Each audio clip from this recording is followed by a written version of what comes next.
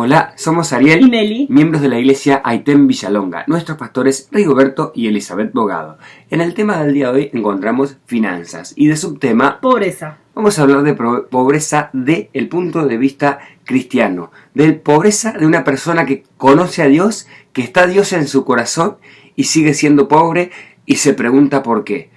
O sigue siendo pobre y no se puede administrar, no tiene la sabiduría para salir adelante. Esto hay que tenerlo bien en cuenta porque se hace esta distinción porque claramente estamos tratando de un tema muy particular. Sabemos que en sí, en nuestro mundo, en nuestras sociedades, en nuestras propias comunidades y barrios, esto es un flagelo que afecta muchísimo. Por eso queremos tomarlo con la seriedad que se merece y tomándolo en este caso de la raíz de cuando nosotros ya estamos asistiendo a la iglesia y sin embargo nos sigue faltando dinero y no llegamos muchas veces con las necesidades básicas para cumplir con nuestros hogares. Así que ahí vamos. Más que nada, una mentalidad cambiada puede cambiar el entorno de todo un barrio, puede cambiar el entorno de una vecindad, el entorno de una familia. Por eso queremos decirte que hay posibilidades de cambiar nuestra mentalidad para que Dios comience a darnos sabiduría para administrarlo. La Biblia nos enseña un ejemplo claro. José era alguien que conocía a Dios. Bueno, José fue vendido por sus hermanos. La historia la podemos encontrar en Génesis. Ahora te voy a pasar los versículos. Pero cuando él está en la cárcel en Egipto, el faraón, que era el dueño de Egipto en ese momento, que era el rey de Egipto en ese momento, recibe un sueño y es importante el discernimiento que José le da, que es un discernimiento que solo Dios se lo da. Dice que él llamó a los sabios, a un montón de gente y nadie se lo podía discernir. Sin embargo, José recibe de Dios el discernimiento y no se queda solamente con el discernimiento del sueño, sino que lo pone por obra. El sueño del faraón era algo así, como que veía 7 vacas gordas, 7 vacas flacas. Lo podemos encontrar en Génesis capítulo 41, versículos 17 y 21. Y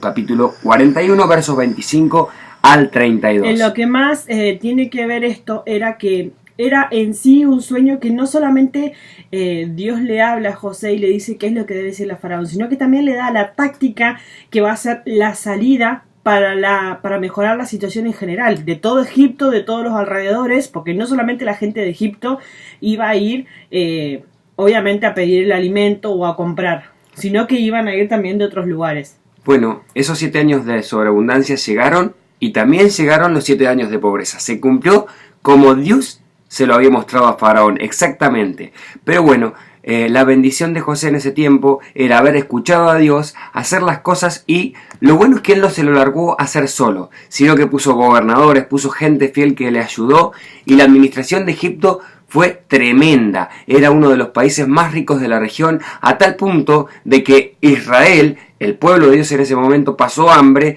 y tuvo que ir a Egipto a buscar comida. Y ahí es donde se da toda la historia de José, de sus hermanos, que en algún punto de nuestros videos lo vamos a tocar. Lo importante es ver que hay cosas que nos llevan a la pobreza, que hay mentalidades que nos llevan a la pobreza.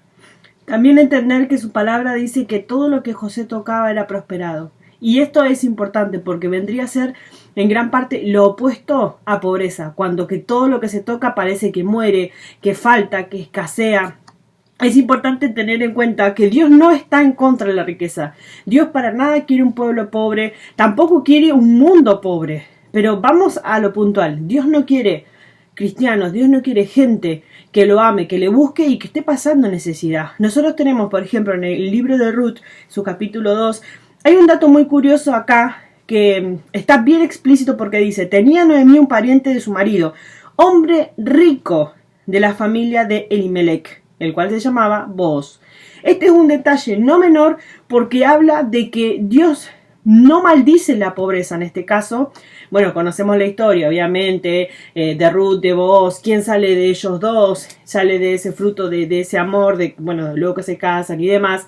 Conocemos la historia, pero vemos que él fue la bendición y no solo la salvación, fue la bendición para toda la familia.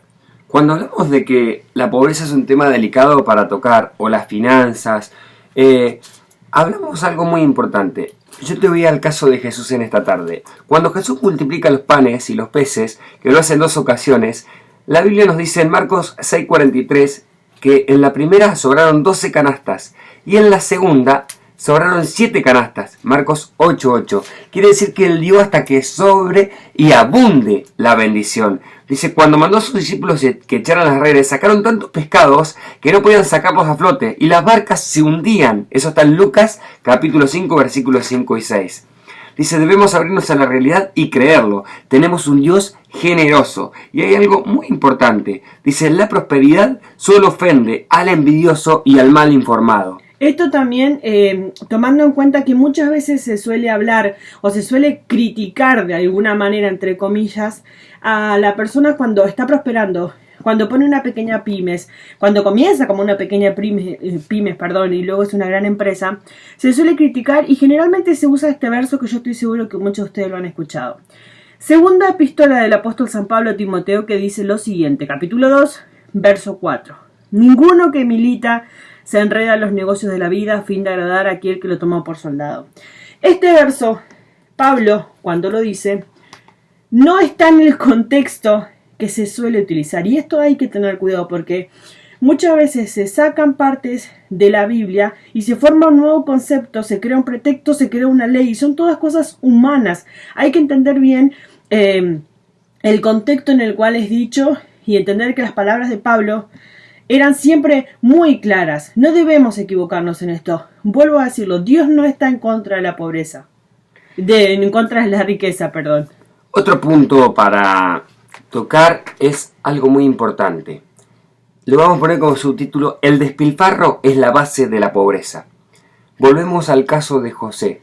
Dios le da la sabiduría a través de un sueño y la sabe administrar muy bien. Cuando haya abundancia, ni se te ocurra por la mente, porque eso es lo que pasa. Comprar cosas que no vas a usar, comprar cosas que... gastar el dinero en cosas que no sirven, que no edifican. Lo fundamental, haya muchísimos ingresos o pocos ingresos, es tratar de guardar. Bueno, obviamente ya hablamos en otras ocasiones del diezmo, de la ofrenda, de lo que es de Dios, eso lo dejamos aparte. Pero aparte de eso, guardar un 10% para tener de ahorro, para cuando venga el tiempo donde no haya tanta abundancia, tú puedas tomar de esa plata para gastarla. Y después un punto pero muy fundamental es nunca jamás ganes un peso, 10, 100 o 100.000, gastes más de lo que ganes. Eso, gastar más de lo que ganás, te va a llevar a la pobreza sí o sí. Otra no hay salida de eso. Tampoco pongas por idolatría al asunto del dinero y tampoco hagas idolatría a la cuestión de la pobreza. Muchísima gente nosotros hemos escuchado, hemos tenido de conocerlos y están estos comentarios, ¿no? No, Dios quiere que tengamos una vida sencilla. Sí, sencilla es una cosa, pero pasar necesidad de que tus hijos no tengan para alimentarse, que no puedas pagar tus servicios, que no puedas pagar luz, que no puedas pagar agua, que debas en el almacén de la esquina, no tiene nada que ver con humildad, no tiene nada que ver con una vida sencilla. Ten en cuenta esto, muchas veces se suele decir esto para evitar lo que dice 1 Timoteo capítulo 6 verso 10, raíz de todos los males es el amor al dinero. Eso es muy diferente a que tú recibas lo que Dios te da para volver a redistribuirlo. Todo lo que Dios te da siempre te lo va a dar para que tú tengas un poquito más de lo que necesitas. ¿Qué hacer con ese poquito más que necesitas? Compártelo. Dalo. Siempre hay alguien que también está necesitando. Así como tú necesitaste, así como nosotros necesitamos alguna vez, hay otra persona que también necesita. Es verdad. Quiero decirte que la mentalidad de pobreza y el orgullo van de la mano. O sea, si sos una persona orgullosa que dice nadie me va a hablar a mí de finanzas porque yo sé administrarme, porque yo sé, es poner el yo por delante de Dios, y eso te va a llevar a la pobreza. Pero como decía mi amada esposa, es hermoso ver este caso. La mentalidad de pobreza no siembra. Es como que quiere todo para uno solo. Vamos a compartir segundas de Corintios 9:6 y 9:7. Dice, pero esto digo, el que siembra escasamente también segará escasamente, y el que siembra generosamente, generosamente también segará. En su verso 7, cada uno dé como propuso en su corazón, no con tristeza ni por necesidad, porque Dios ama al dador alegre. Te invitamos a que, si quieres saber más sobre este tema, Si quieres saber algún testimonio nuestro, nos escribas abajo, nos pidas que te ayudemos, que estamos dispuestos. Tenemos infinita cantidad de testimonios verdaderos, por eso hacemos estos videos de providencia del Señor. Es hermoso que es un principio universal. Primero hay que sembrar con gozo, sembrar ofrenda agradable, sembrar con alegría. Dice, esto es un principio universal. El que primero siembra, después cosecha. Luego recoge multiplicado. Sin trabajo y sin esfuerzo no viene la bendecida prosperidad. Lucas 6:38 dice, dad y se os dará. Medida buena, apretada, remecida y rebosando, darán en vuestro regazo, porque con la misma medida con que medís, os volverá a medir. Con esto también pensemos en la parábola esta del joven rico. Cuando Jesús, este joven se acerca y le dice, ¿qué puedo hacer para entrar al cielo, para entrar en el reino? Y Jesús le dice, sigue los mandamientos, ama a tu padre, hónralo. Le da una serie, y este joven que dice, todo eso lo he seguido en mi juventud. Entonces Jesús lo mira, me lo imagino, y le habrá dicho, ahora vende todo lo que tienes y dalo a los pobres.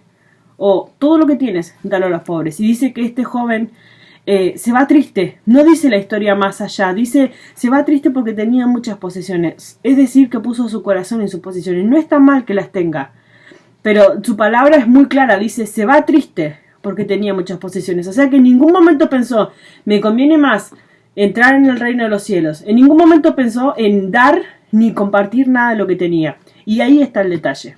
En el egoísmo es fundamental. Si todo lo que tú tienes vas a ser egoísta, lo vas a querer para ti solo, ahí te digo que quizá la pobreza no va a venir ahora, pero en un día, cuando sea el día final, cuando sea el día cuando Cristo venga por cada uno de nosotros, te vas a sentir que tu riqueza, esa riqueza que tanto atesoraste, no te va a servir de nada, porque tu corazón va a estar en las riquezas. Y es un tema, dice la palabra que hay que hacer tesoros en los cielos, donde ni la orina, ni el ladrón, nadie los lleva, porque es así. En Dios nosotros vamos sembrando.